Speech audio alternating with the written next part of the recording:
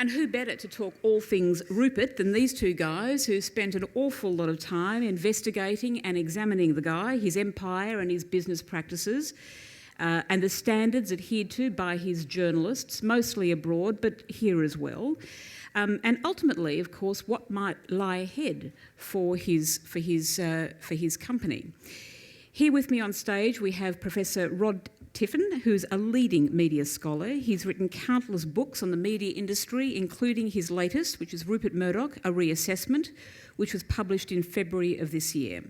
Rodney was a visiting professor in Australian Studies at the University of Tokyo from 1984 to 1986, and he was an observer of South Africa's media during that country's first democratic election.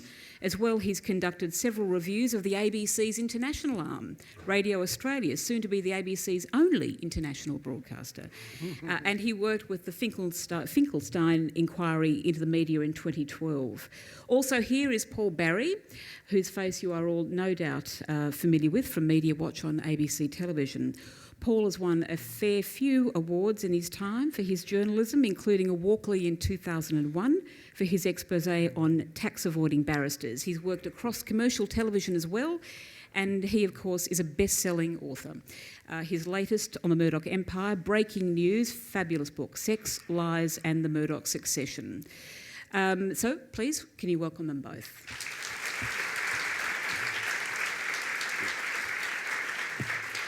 And if I might start with a simple question to both of you, because you've both spent an awful lot of time and energy looking at Rupert Murdoch. What is it that you find so fascinating about this guy? Rod. It's on. Well, look, first of all, thank you for coming. And many decades ago when I studied psychology, I had an excellent lecturer, Leon Mann, who was a specialist in decision-making. One of Leon's side interests was queuing behaviour. And I think if Leon ever visited the Sydney Writers' Festival, he would have to revise his hypotheses to take account of the friendly and courteous queues that are all over the place. So thank you for your patience, and I hope we can reward it to some extent. Now I forgot the question. Oh, the question was, goodness me. The question was, you spend it all. Absent-minded professor. Yes, you've spent an awful lot of time looking at Rupert Murdoch, and the question is, what is it that you find so fascinating about him? Yes, it's actually it is a most extraordinary career. From a provincial newspaper, not a small newspaper in Adelaide, to a multimedia conglomerate. I think he was ranked, these things go up and down, the world's 91st richest billionaire a few years ago. And he's done a lot of extraordinary things. And we might go into some of the key things that he's done later. We will, yes. Yep. But he's also, of course, a highly controversial figure, both because of the way he has imposed his political line on many of his newspapers, and because in many ways, although he enjoys some aspects of journalism, it seems to me he doesn't really appreciate some of the principles of journalistic impartiality and letting the chips fall where they may. But I might add that I find what Rupert has done much more interesting than who Rupert is. You don't have to be a particularly complex or interesting person to make a huge mark on the world. And he's got some very strong traits, his risk-taking, his courage and so forth, which we'll go into. And is there much about him that you actually admire? Do you admire the guy? That I admire him? I admire his financial courage. I admire his entrepreneurship, especially in his first few decades. Mm-hmm. I admire his ambition. I admire his determination to stick with things.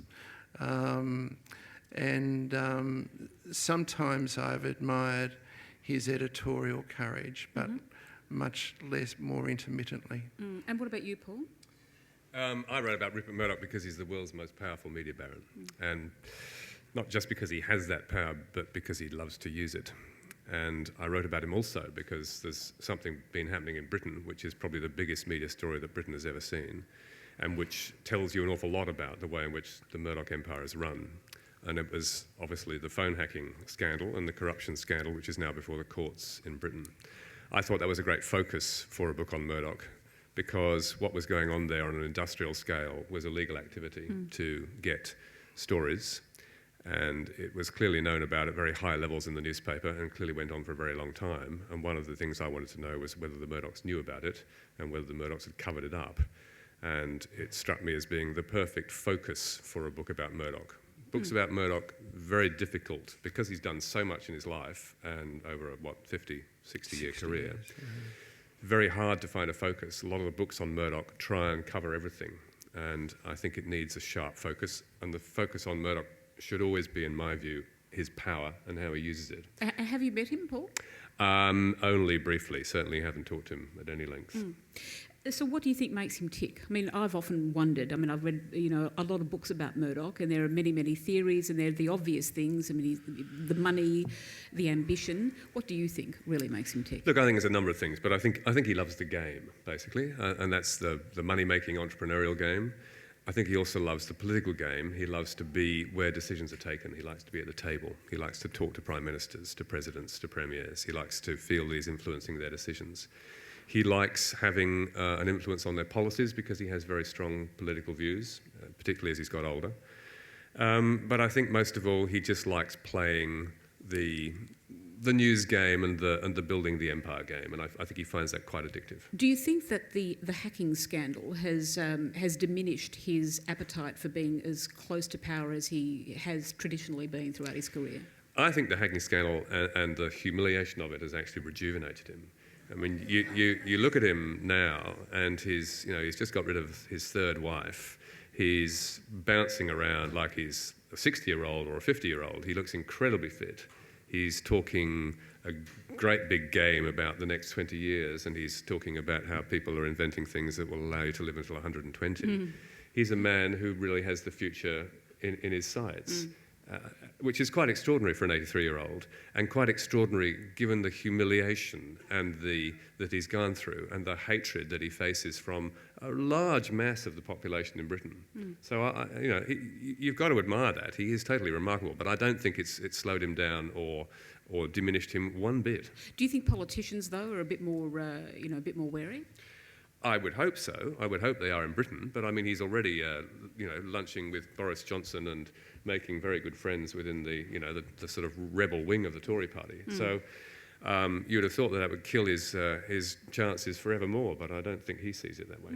So, Rod, you wrote that the fallout from the hacking scandal in the UK suggests, in a sense, that the height of Murdoch's empire has passed. Now, Paul doesn't. Well, I'm not saying that it's possible to hold that view as well, because I think newspapers are in decline, and therefore the influence of the empire may decline. But in financial terms, in reach terms, I don't think it's declining at all. It's massive. And I agree with Paul. His appetite is undiminished, and in fact, if anything, increased by the humiliations he went through. I think that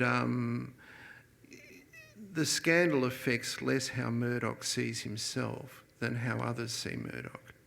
And I think that because this scandal summed up so much, it summed up the arrogance of power, it summed up this sense that they've got a license to do whatever they felt like, and that they were above not only the law of the land but common morality.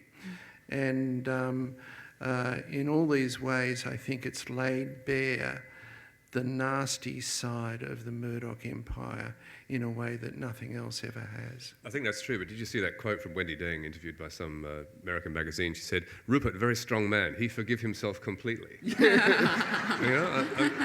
And that's, he move on, and that's how it is. He's moved on from her as well. Well, yeah, no. We yes, well, and a phrase is often given to his executives: "Never look back." Yeah. But I think that I'm not. But that's fine. But can I just ask you though, because that kind of jars a little bit for me with the image that I have of Rupert Murdoch as being somebody who's really intent on securing his legacy. He's all about, bequeathing something, which is all about his image and how he sees himself. So how can he be a man who doesn't really care about what other people think? Well, I think he's surprised by what other people think about him constantly. I think he has a much higher opinion of himself than most other people do. But I think he's more interested in passing on to his children than leaving any great legacy himself. He's asked about that by Michael Wolff. What legacy do you think you'll leave? And he appears never to have thought about it. He is a very non-introspective person. I think knows not very much about himself and how he operates. And I don't think that he's got any great views about going down in history as I don't know, maybe he has, as an empire builder. Perhaps he has. But I don't think this, I suppose that the hacking scandal, he will be remembered for that, and he must regret that. I suppose that's true. Rod?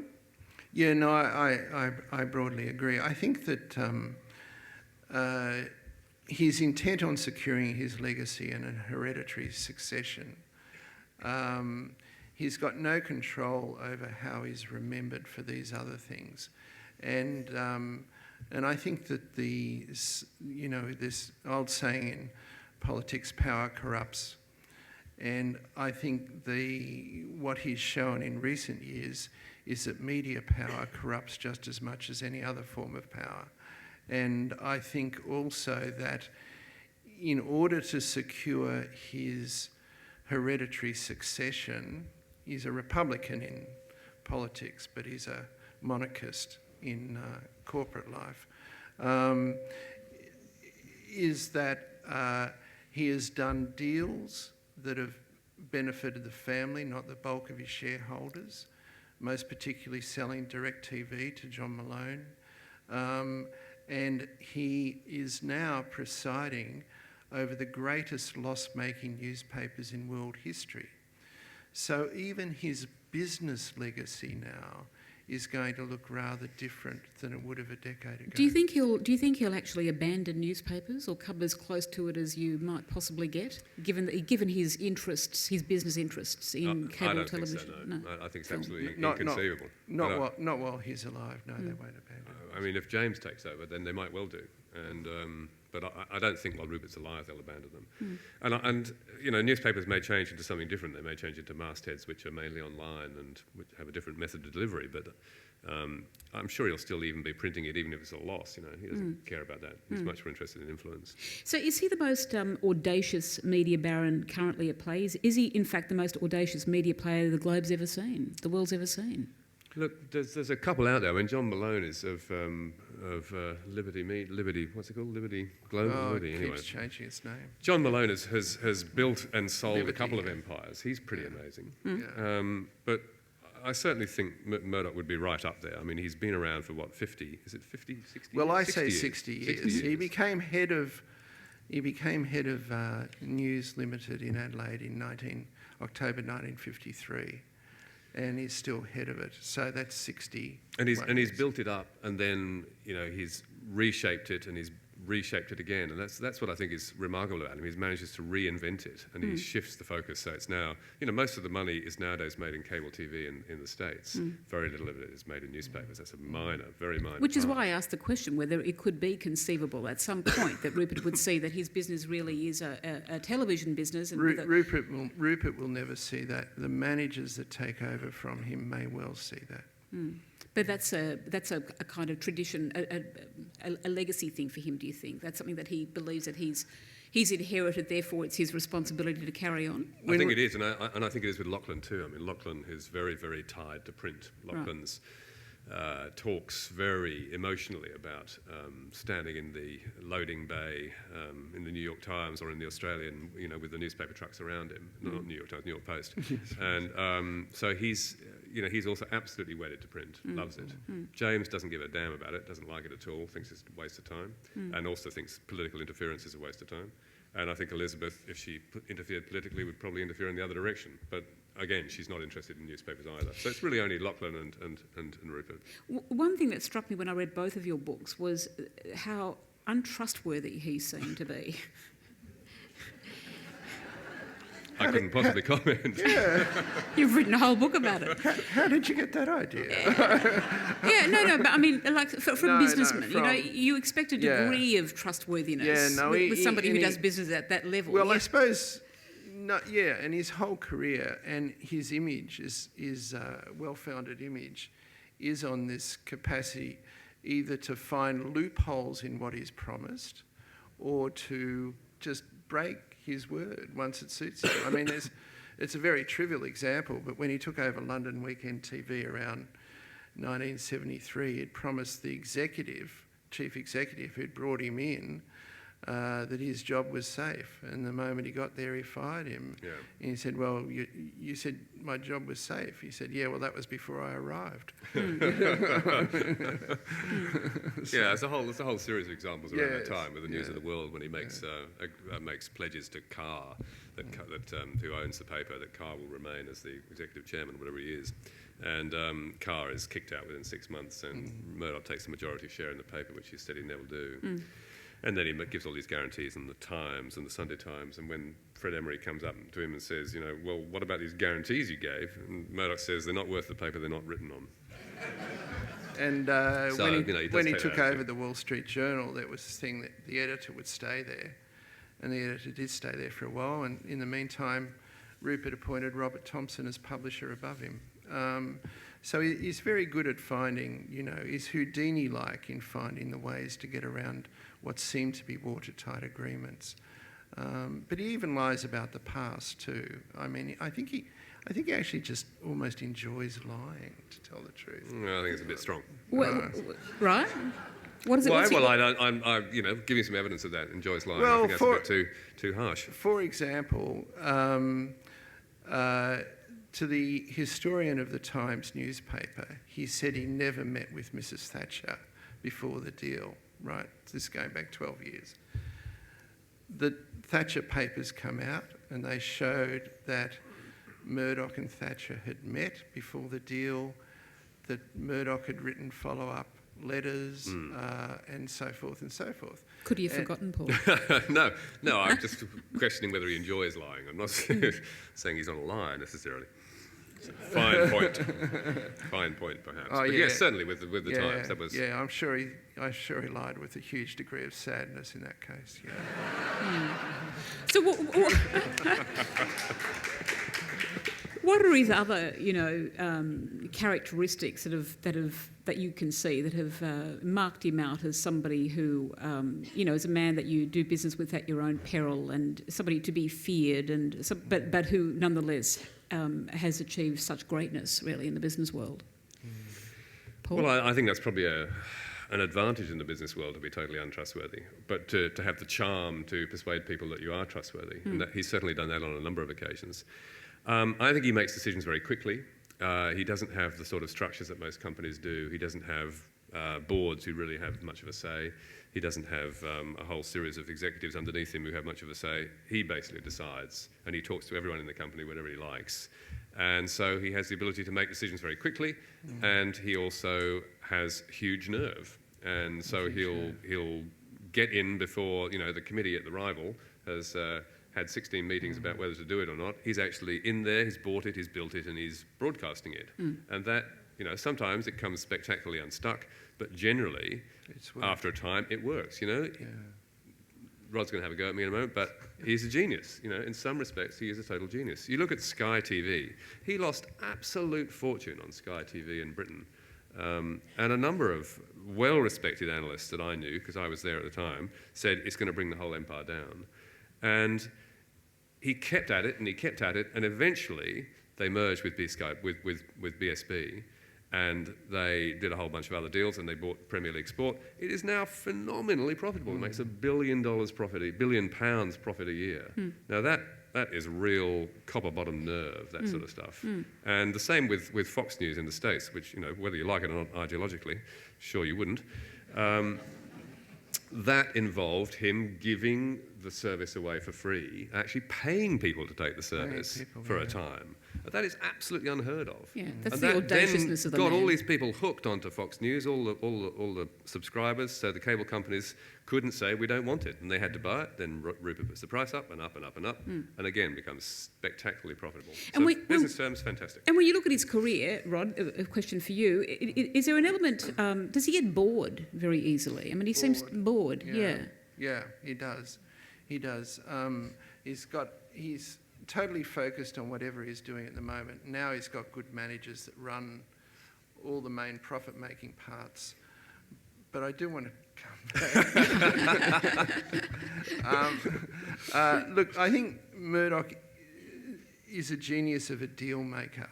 He's very good, fast decision maker, huge courage, has a very strong sense of what the priorities involved in the deal are, what will count in the long run.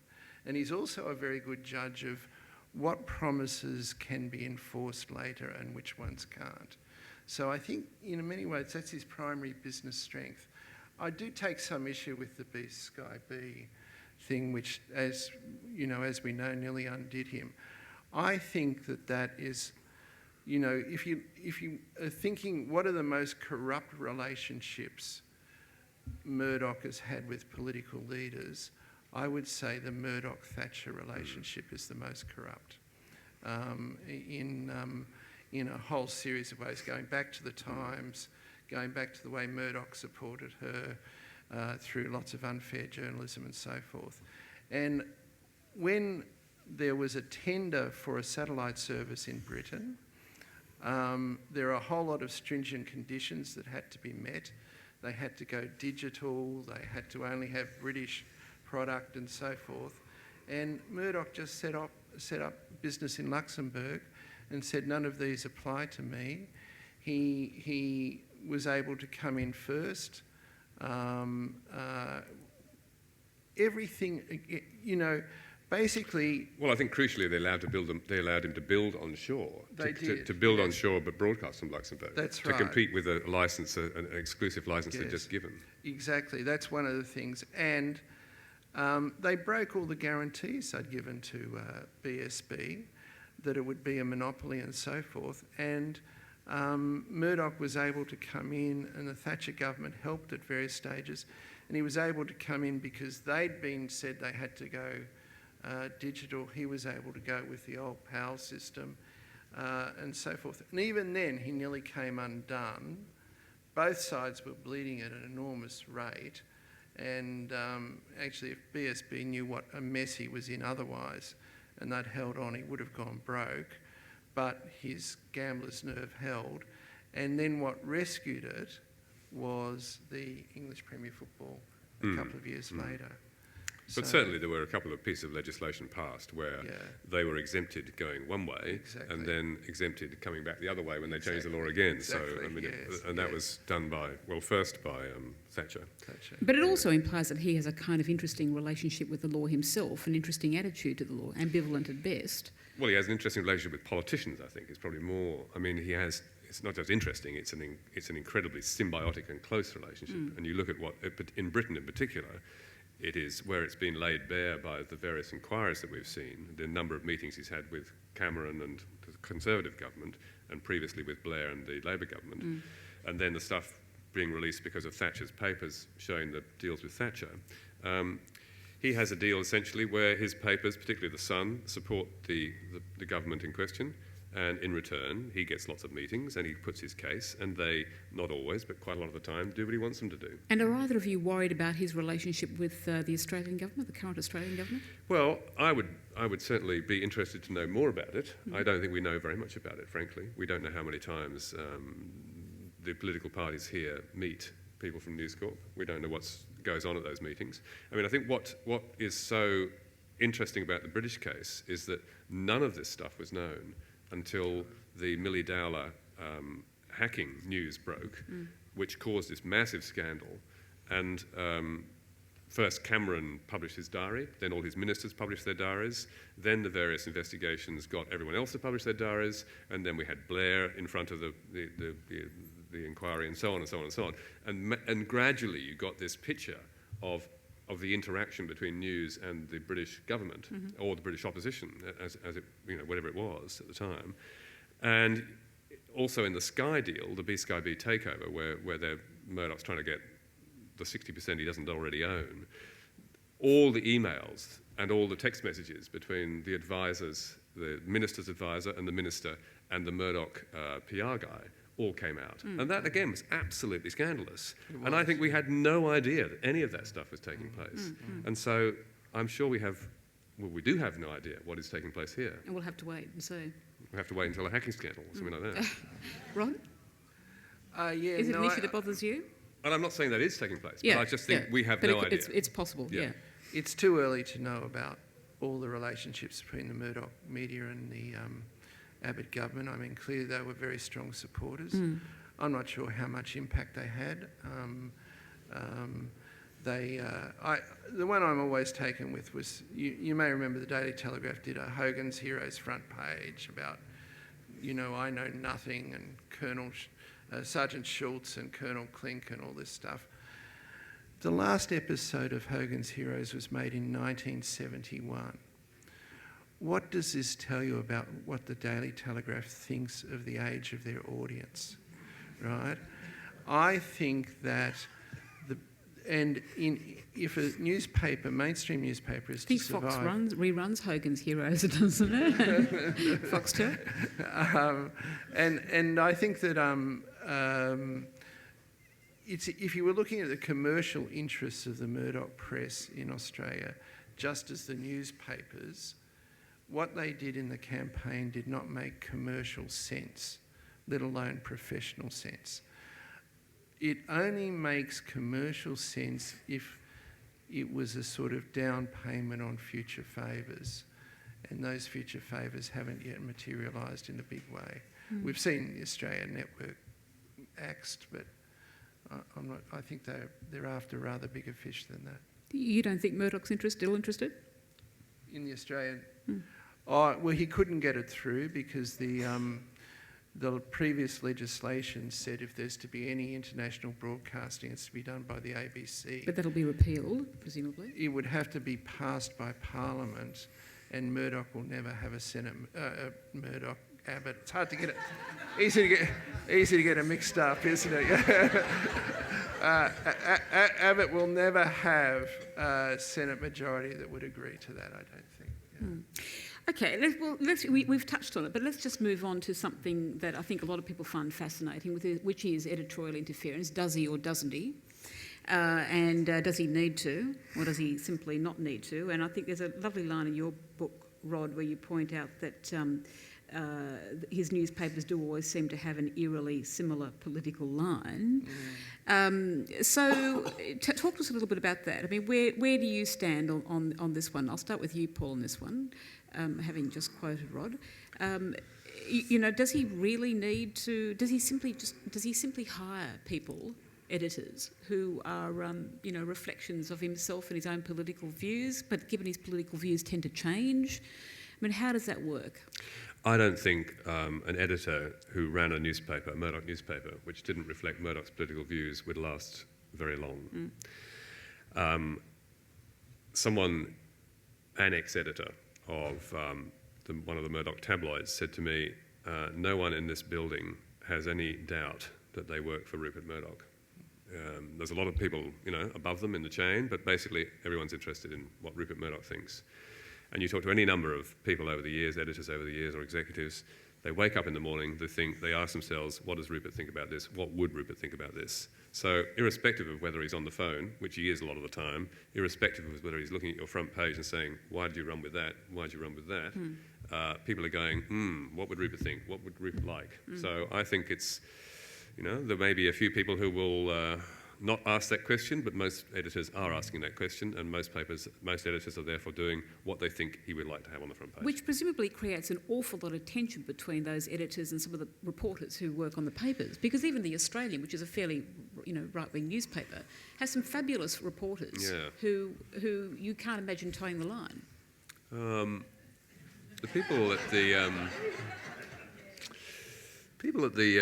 at News Limited seem to me, or News Corp, is it Australia as it now is, seem to me to be all in the tent, all convinced that the world out there is against them. And That's a big call.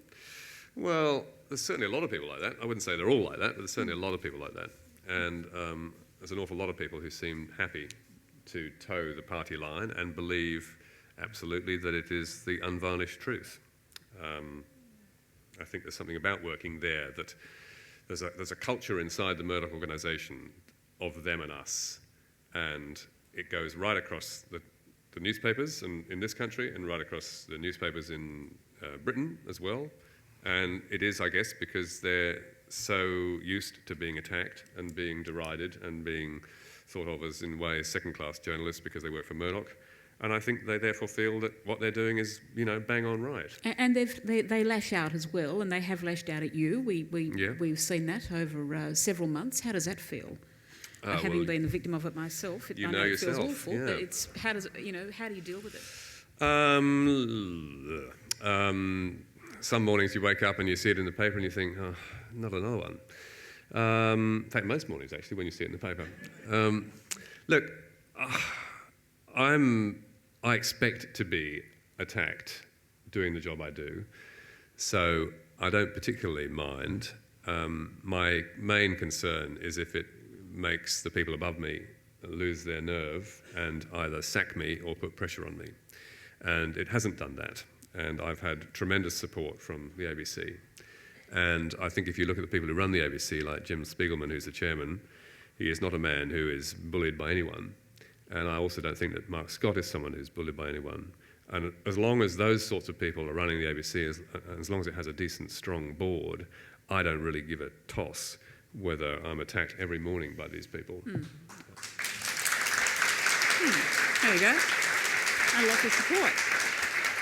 Okay, we might actually... But the one thing is that, it is not a good idea for us to make mistakes. So Yeah. I just have to be very careful about that. It can't be much fun, though.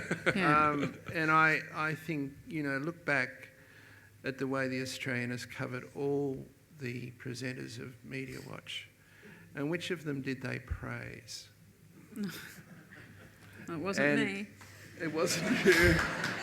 And I think the other thing to note is that they often put their criticism in a way that tries to deflect attention from the criticism that Paul and others are making. So they'll say they're obsessed by News Corp. So next time they do, they do an excellent expose of something News Corp's done wrong, they just say, oh, that's just another obsession, rather than address the evidence. So there's a huge degree of spin and of a sort of defensive mindset that tries to say, don't look at the evidence when they criticise Paul and Monica and their predecessors. I did have a point. I'm sorry. Murdoch recruiting people that share his worldview. There were a lot of early firings. Rowan Rivett in Adelaide.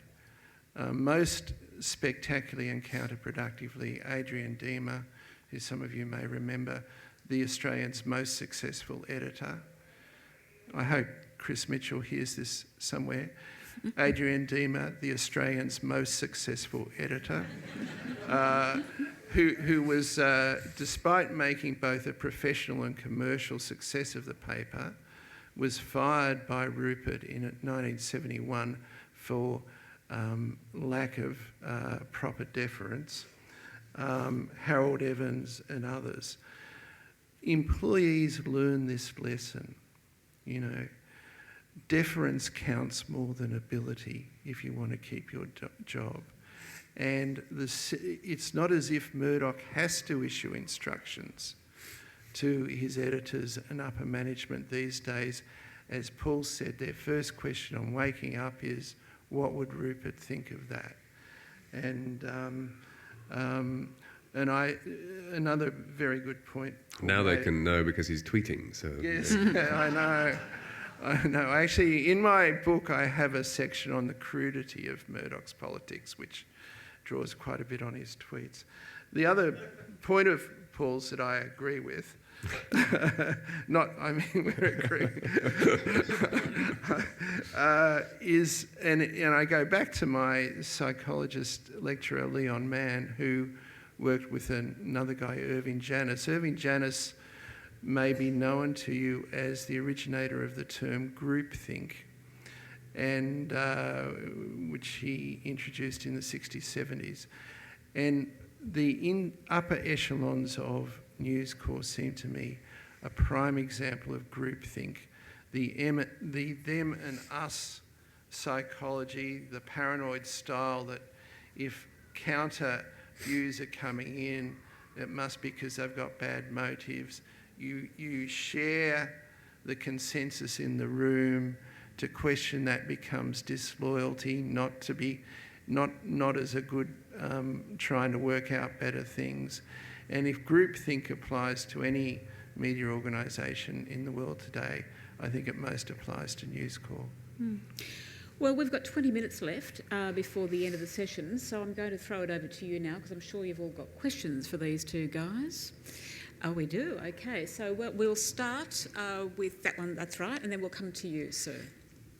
I've read several books about Australian media and became aware of the very uncomfortable relationship and mutual reliance, it was called, on journalists and politicians. Mm-hmm. Since stories are getting less in papers, how's that relation? It seems to me the reliance is even more. They're more reliant on each other. How do you see that playing out in the future? Does that make sense? Yeah. Like, will Not to me, no.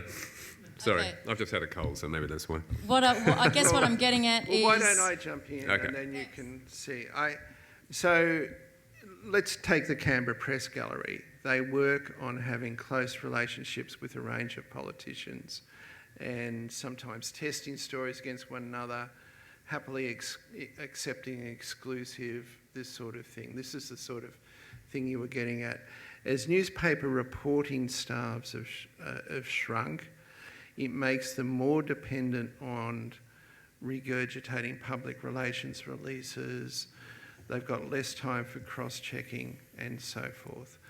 As the Murdoch press has become more partisan, this process has also become more partisan. And so exclusive about what the Abbott government's going to do next appear overwhelmingly in the News Corps papers and less so in much less so in Fairfax these days. So I do think the other thing I'd say though, we're at a very strange moment, a very interesting but difficult moment in Australian media. The internet means there's a flowering of lots of very small outlets, some of whom have really high quality stuff in them, but it's very hard to keep up with it. A lot of whom have quite a bit of dross in them too, of course. So in some senses we're moving towards monopoly at the top and diversity underneath. And I think that is actually in some ways helping, let's say, a News Corps Abbott alliance dominate the mainstream media, but for there to be more and more of a dissident fringe surrounding it, much more actively so than there was in previous governments. How much political relevance that fringe will have remains to be seen. Is that what you were getting? Yeah. Paul, now, in between coughing, are you able to weigh in there or can we move on? Fine, okay, we'll move on. We have another question at the front here and then we'll come to you, sir, in the third row. Good afternoon, my name is Michael Breen. Firstly, thank you ever so much for Media Watch, which restores my faith in the fact that you can get something useful out of television. My question... Missed that. I think it really is a serious public benefit service to us. Thank you. My question is, what effect do you think that Rupert's behaviour and empire has had on Australia, but particularly on Australian political behaviour? Paul, do you want to take that one? for a little bit till you cough again? Well, if you look at the current domination of the media by News Corp, that basically stems from 1986-87, when the Keating-Hawke government changed the media laws to allow that to happen. So that, in one way, is a huge effect that they've had on Australian political life. It means that the papers that you read in the morning now tend to be Murdoch papers, and that wouldn't have happened without the Keating-Hawke government being very keen to do their bidding or to make them happy, so that they would give them a decent run when they stood for election. So that's one major way. I'm not going to sort of survey the whole scene, but looking at the last election, whatever effect it had on the polls, it had a huge effect on the political debate, I think. To wake up every morning and to see the Telegraph concocting another outrageous headline attacking Rudd, and a whole series of, probably 16 articles in the paper attacking Rudd and 2 favouring the coalition. So I think that has a profound effect on the political debate in this country, and the way it becomes 2 warring tribes who really don't approach anything don't approach very much from a rational point of view, and approach most of it from a partisan sort of footy team point of view. I think that's a real problem. So I think that's my main concern. I see the media world politically getting more and more divided at that sort of top level. If you look at the coverage of the budget in the last 2 weeks, Fairfax papers have been very, very critical, possibly too critical, I don't know. But the News Corp papers, and particularly the News Corp tabloids, have hardly criticised it at all. They have either not touched it, or they've found ways to praise it, or in the case of the telly this last week, they've basically been attacking bludgers or rich housing commission tenants, or a whole bunch of sort of totally sort of off the planet issues. Or not off the planet, but just at this particular moment, not really the most relevant issues. They're just, let's find someone else we can hate more than Tony Abbott on the budget. So Pitting people on disability pensions. Yeah, exactly. I think it's not a huge amount for political debate in this country, and it's not generally good, in my view. Rod, is there something you'd like to add there? Oh, yeah, just on the last point, it seems to me that it's possible to have a sensible debate about the total level of welfare payments and so on in this country, and how sustainable they are, and we ought to have one. But whenever the Murdoch tabloids hit it, they always make it a case of welfare fraud, bludgers, whatever. Statistically, that would be much less than 1% of the problem. So they immediately jump from, welfare's a problem, to I saw a doll bludger on Bondi Beach. Maybe not Bondi Beach, but anyway, because you're often in trouble on Bondi Beach with warring millionaires and so on. But but I did, and again, I agree with Paul. I was determined not to agree with him too much. But the crucial turning point was 1986-87 under Hawke and Keating. And Keating came up with his new media policy plan, but Hawke is the key player who said to Murdoch, because he was pissed off with the Herald and Weekly Times, who said to Murdoch, I don't care, because before that no one thought that any government would approve one owner getting more than 50% of Australia's newspaper circulation. And Hawke said to Murdoch, I don't care, and they shot up to the 60+% mark. And that is, there is no other conclusion you can draw, but that is hugely detrimental to the quality of Australian democracy. Mm. Okay, we have a question from the third row, and if I'm ignoring anybody over here, let me know. Sorry. Rupert may have forgiven himself, but Elizabeth doesn't seem to have forgiven him, nor James. Do you think the fracas that happens between the siblings will affect the succession planning? Or you're really going to have to read Paul's book, because it's gripping on this one. Look, I think the succession has been settled, essentially. Well, maybe not quite, but my view is that Lachlan will be the sort of titular head, the chairman, although maybe only of News Corp, I suppose. But I think James is really going to get the spoils. My feeling is that if Rupert gets his way, it's going to be James who's running the stuff that's most important financially, which is the American TV interests. He's already been elevated alongside Chase Carey. That was the plan a couple of years ago until the hacking scandal came along. And I think he's probably the only one with the necessary skills to do that. He has some skills he totally lacks, but he does have some business skills that he showed running B-Sky-B. He was pretty good doing that. So I think the succession has essentially been settled. We'll see whether the board and the shareholders kick up a fuss about that in due course, but I don't suspect they will. And as for Elizabeth, I don't think she's going to get much of a look in, and she's certainly not going to end up running the show, but she might maybe get some big creative role in the Hollywood studios, I don't know. But at the moment, she's clearly at considerable arm's length from Rupert, and it's aided by the fact that she's married to this guy called Matthew Freud, who Rupert hates, and who is not afraid to say that he hates a lot of things that Rupert does, and so it's a very difficult relationship. In that scenario, Paul, do you think that whoever ends up taking over, for example, on the print side, that the philanthropy towards the Australian will continue? I've no idea, but look, I would think so. I mean, it depends how ridiculous it gets, but Lachlan has a very deep sense of family, and this sort of, I think he even. He's very, very interested in the Gallipoli letter, which his grandfather was responsible for, and someone told me something about that. I can't remember exactly what it was, but he has this very, very strong sense of the dynasty and him inheriting this dynasty. And so I think if there's any way he could keep the Australian alive, which his father started and which his father clearly loves, then I think he probably would. But whether time will make that impossible, who knows? Rod, do you have any views on succession? I agree with Paul to an extent. The succession has been determined for the time when Rupert dies.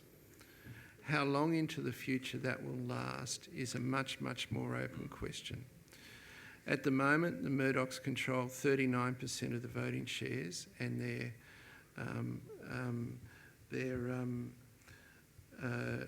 ally, Prince Al Walid bin Talal, controls about another 8%, which makes it very hard for anyone to defeat them.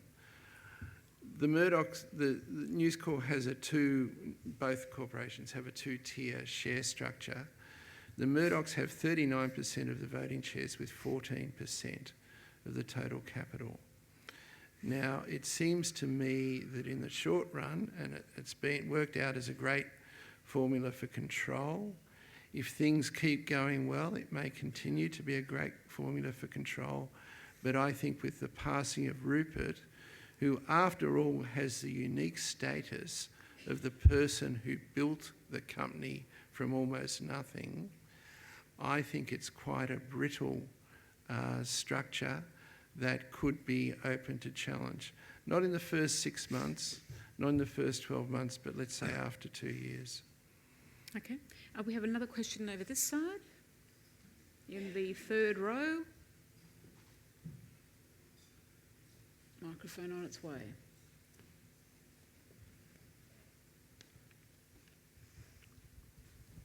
Thank you. It's obvious that the Murdoch press has put itself into a very specific place politically, and it appears now the Fairfax press has understood that, and I believe they're now trying to take market share and utilise that. Why is it the ABC Online doesn't actually see that opportunity? Because it's the ABC News Online is still very basic and not of an analytical way which could actually take advantage of this position that Murdoch's put their press into and gain additional market share and additional readership. Sorry, I have no idea. I think the ABC's job is not necessarily to maximise its market position. It could presumably get even more followers in the short term by this. The ABC is a public broadcaster with a charter, which includes things like impartiality and so forth, and its long-term interest, whatever short-term temptations may be there, its long-term interest is not to respond to the immediate outrageous attacks against it in anything but a statesmanlike way. And I think the ABC Managing Director understands that very well. Probably the current board does, but remember last time there was a Liberal government, we got such great board members as Keith Windshuttle and Janet Albrechtson and so forth. And I noticed that Paul, you may have noticed too this morning that the Australia's reporting that the Prime Minister's Book of the Year award will now be decided by a panel headed by Gerard Henderson. I will give you an inside tip. I reckon that will make my book a real inside runner.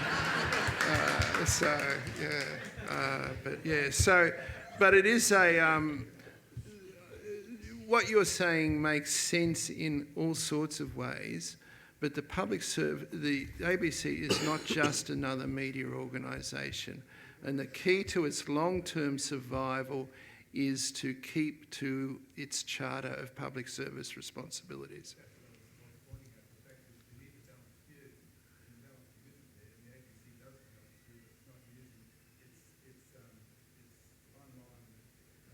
Online more. But that's also because it doesn't employ, it employs broadcast journalists, not newspaper journalists. I don't think it makes the priority. Yeah. And personally, I think it's probably quite a good thing that it doesn't make it a priority. There's been massive pressure in Britain on the BBC for its online service, which conquers everything in front of it. And so there's a great deal of pressure from the people who try to charge for online content to get rid of the ABC. There's similar pressure here for the ABC to get out of the online space because it's competing with people who need to make a living by selling access to their news sites. So I think it's probably not a bad idea that the ABC isn't the most fantastic online news site, in my view. I tend to agree with that.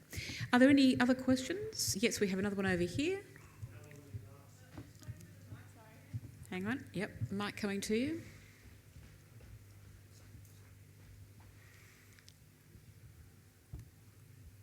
You can put your predictive skills on. How long will Murdoch last? Well, I reckon he's shooting for 120. And I reckon he's probably favourite to get over 100. Really? Oh, yeah. I mean, his mother lived to be 103 and she was absolutely in great form. And look at him. His father died at 60. But once you get past that age, you see. I'll defer to Dr. Barry here, but I actually think... He's taking carp extract. I think that the longer he lives, the worse it is for the long-term corporate positioning of his companies, because he is still, as 83 years olds go, he's pretty sharp, but it doesn't seem to me that he's necessarily still he's built his career on being on the wavelength of the next challenge. I'm not sure that these days he is still on the wavelength of the next challenge, and he has some very ingrained prejudices like whatever it costs, I will keep the New York Post, the London Times, the Australian, etc. going. Okay, we have two more questions over this side. Wait, 1 second, one behind you first, and then we'll come to you. No, you're yep. Sorry, it's confusing. Just how's he been so successful over 60 years? What's he done to accomplish that? He runs a tight ship, so that's the first thing. He understands newspapers, he understands the public, he understands what they want, and he gives them what they want. So he doesn't have any highfalutin ideas about, this is what news ought to be. If they want tits and bums and crime stories, that's what they get. And, if you look at the way in which the Daily Mirror in Sydney sees control of the market, look at particularly at the Sun in Britain, which was a very staid broadsheet paper when he took it over, which sold about 300,000 or something like that, but very short, very small. It was selling 1 million within a year, and I think 2 million within 18 months or 3 years. I can't remember, 2 years or 3 years. So he has an amazing capacity to design a newspaper that the public want to read, and I guess that's really that's the main thing. But he also has this ability to buy papers that no one else wants and make them work. He has an ability to charm people who are selling them, particularly old families, like, you know, in a way like his own. He has the ability to split families and make them, you know, one side come to him. He has a lot of skills, and as Rod's been saying earlier, you know, he doesn't necessarily keep his promises, so he makes promises that will get people to come over the line and then breaks them. I think I agree with all that. I think there's about 4 or 5 main steps, which I probably won't get in order. But the first and most important was the way he conquered Fleet Street in the 1970s. First with the News of the World, and much, much more importantly with the London Sun, which he built up in a decade to become the top-selling newspaper in Britain. And that provided the cash cow for most of what he wanted to do otherwise. He made an okay entry into American film and TV, which gave him a beachhead but wasn't wildly successful in itself for a long time. And then his next greatest success was in satellite TV, showing the way that this was going to redefine TV markets. And there was some luck involved, but Sky B, which is now I think it's probably the biggest media organisation in Britain, and Star TV in Asia, and so forth. And he had a lot of front runner. That's where he was genuinely a pioneer. Made a lot of mistakes, but was genuinely a pioneer. And then in 1996, when he founded Fox News, this was a new type of news service, but it also showed that from now on, the money to be made in the multi-channel TV also involved very much the ownership of the specialist channels, such as, well, Fox News is his most profitable, but the National Geographic channel, the Fox Cartoons, whatever it is, channel, and so forth. So at each of those stages, he made some really important business decisions that kept him going. And then when you get to a certain size, you've got deeper pockets than everyone else. So success tends to be self-sustaining to a large degree, I think. And I think we'll just take a final question from you here in the front. Actually, two. We'll see how we go. Okay. First, when you said earlier about the business, the media business for Murdoch after when he goes, who knows when? The business, the media business grow, but his political influence, it won't last. As if you remember Robert Maxwell in England, he was a tycoon, the same status as Rupert Murdoch and Conor Black when he's in prison. After that, there was no much influence for them. So once Robert goes, so there is no political influence then. But Maxwell lost his papers when he before he died. Yeah. If you remember that. Well, And so Conrad certainly Black gone by the time he Conrad died. Black, he And was Conrad Black went to prison, which isn't usually a wise career move. But But that's not. I mean, there will be a Murdoch running News Corp, I'm sure. Yeah, it will I'm grow, pretty but sure. there is no political influence. And once he goes, so it'll be. I think it'll still have political influence if they want to use it, if they choose to use it. But the thing is that the papers are becoming less of a force, in my view. And the more that, 5 years' time, 10 years' time, it's going to be hard to exert that sort of political influence through newspapers. So speaking for the budget, as you mentioned earlier, sorry, quick one. Do you think the budget, economic emergency or just a political supremacy by the Liberal? That's off topic. Off my topic. Deal with that. Okay, we do have time for... Okay, we'll take this one in the front, and if we do have a minute at the end, we'll come to you there in the fourth row. Very briefly, if we could. Neil Chenoweth wrote a magnificent book called Murdoch's Pirates, and I'm just wondering if we've missed something here today. How important was cyber warfare to Murdoch's empire? Well, I'm not of the view that it was hugely important, but you'd better ask Neil Chenoweth that question. I think that it was the wrongdoing that the pirates did was not of major importance. Murdoch he's often had great clarity of perception, and he realised that if you were going to have a pay TV satellite service, you needed encryption, and the movie studios would only sell their movies if there was encryption. And he locked himself in with these people that seemed to be the leaders in encryption. And then some of them started doing devices that helped his competitor, or helped people infiltrate his competitors, and probably threw them off balance. My guess is, if you were looking at the totality of causes, that was a fairly minor cause. And it's still an open question about how much Rupert knew when about some of these things. And he seized onto these people, but he himself then may have been riding a tiger by the tail, because they were crooks in a way he didn't necessarily know they were crooks. So that's a bit of a wishy-washy answer, but it's the best I can give. And on that note, we are going to have to call it quits, I'm afraid, because we're out of time. But I thank you all for being here and ask you to give a round of applause to our two panellists, Rod Tiffin, Paul Barry. Thank you. Thank you also to Monica. Thank you, Monica.